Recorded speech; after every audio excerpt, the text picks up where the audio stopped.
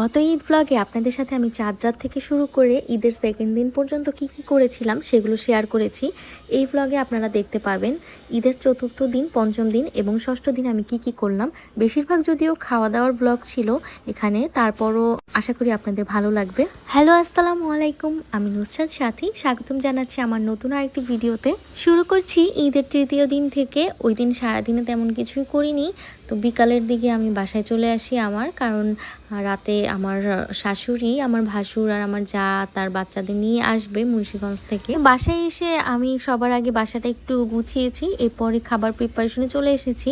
সবার আগে বানাচ্ছি আমি টুনা মাছের কাবাব। এখানে আমি দিয়েছি কয়েকটা সিদ্ধ আলু, টুনা ক্যান, তার সাথে অ্যাড করেছি পেঁয়াজ বেরেস্তা, কাঁচামরিচ, আরও কিছু গুঁড়া মশলা।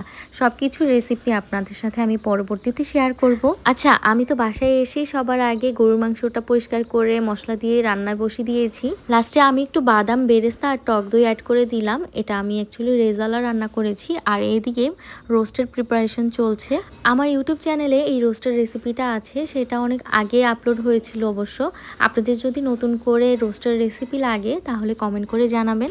এরপরে আম্মুর রেসিপিতে এখানে ডিমের কোরমাটা রান্না করছি। এটার রেসিপিও আপনাদের সাথে পরবর্তীতে শেয়ার করব।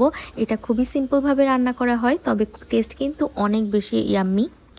আরও তৈরি করেছিলাম রুই মাছের দো পেঁয়াজা আর চাইনিজ ভেজিটেবলের কোনো ক্লিপ নিতে মনে নেই।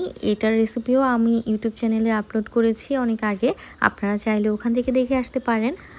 তো এই ছিল আজকে রাতের আমার আয়োজন। আজকে আমার শ্বশুরবাড়ির মানুষের সাথে আমার বাবা, মা আর আমার ভাইও এসেছিল। তো আম্মু আসাতে আমার অনেক বেশি হেল্প হয়েছে। এর পরের দিনের রান্নার ক্লিপগুলো আমার কাছে নেই। নর্মাল ভাত, মাছ, ডাল এগুলো রান্না করেছিলাম। আর বিকালবেলা বের হয়ে গিয়েছিলাম উদয়পুরে। তো ওখানে গিয়ে অনেক বেশি ভিড় দেখে আর আমাদের সন্ধ্যাও হয়ে গিয়েছিল। এরপরে আমরা চলে যাই শেফস টেবিলে। ছোটোখাটো একটা মেলা বসেছিল শেফস টেবিলের বাইরে। তো এখানে অনেক রকমের রেশমি চুড়ি বিক্রি করছে। প্রাইসটা যদিও একটু বেশি, বাইরে আরও রিজনেবল প্রাইসে এই সেম চুড়ি পাওয়া যায়। এরপর হাঁটতে হাঁটতে চলে আসি শেফস টেবিলের পিছনের দিকে। আর এটা হচ্ছে কোর্ট সাইডে। এখানে বাচ্চাদের জন্য অনেক রকমের রাইড রয়েছে, তবে এখানে আলাদা টিকিট দিয়ে ঢুকতে হয়। আজানের আব্বু আজানকে নিয়ে ভিতরে গিয়েছিল আর আমরা বাইরেই ঘুরছিলাম। এই যে মেলাতে নাগরদোলাও বসেছিল, গত ব্লগেও আপনাদেরকে নাগরদোলা দেখিয়েছিলাম, তবে আমার এখন আর ওঠার সাহস হয় না। আমার শাশুড়ি দিন শ্রীমঙ্গল চলে যাবে রাতের বেলা, এই জন্য আমরা তাড়াহুড়া করে ওখান থেকে চলে আসি। এরপরে আমার এক কাজিন কবুতর নিয়ে এসেছিল, আম্মু সেটা রান্না করেছিল, তবে ওইটার ক্লিপটা আমার কাছে নেই। এটা হচ্ছে পরের দিন দুপুরবেলা আমি সবার জন্য মাটন বিরিয়ানি রান্না করেছিলাম। সবাই খেয়ে অনেক প্রশংসা করেছে।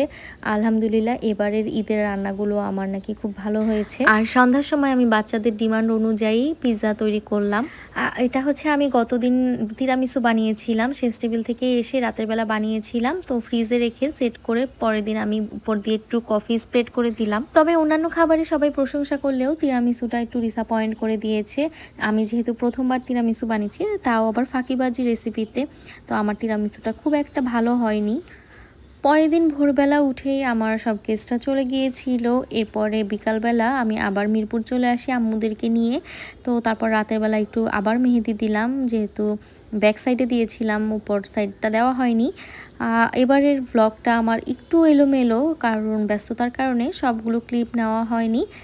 এতটুকুই ছিল আমার ঈদ ব্লগ। এবার খুব বেশি ঘোরাফেরা বা ব্লগ করা হয়নি, কারণ আমার বাসায় অনেক মেহমান ছিল। আর এবার শ্রীমঙ্গলও যাওয়া হয়নি। শ্রীমঙ্গলে গেলে আমাদের ঘোরাফেরা হয়, এদিক সেদিক যাওয়া হয়। তবে আমার শাশুড়ি যেহেতু এবার শ্রীমঙ্গলে ছিলেন না, এই জন্য আর এবার শ্রীমঙ্গল যাওয়া হয়নি। তো আপনাদের এই ব্লগটি কেমন লেগেছে? আশা করি ভালো লেগেছে। ভালো লাগলে লাইক, কমেন্টস এবং শেয়ার দিয়ে আমার পাশেই থাকবেন। আজকের জন্য এতটুকুই। দেখা হবে নেক্সট কোনো ব্লগে। টিল দেন সবাই সুস্থ থাকুন, ভালো থাকুন। আল্লাহ হাফেজ।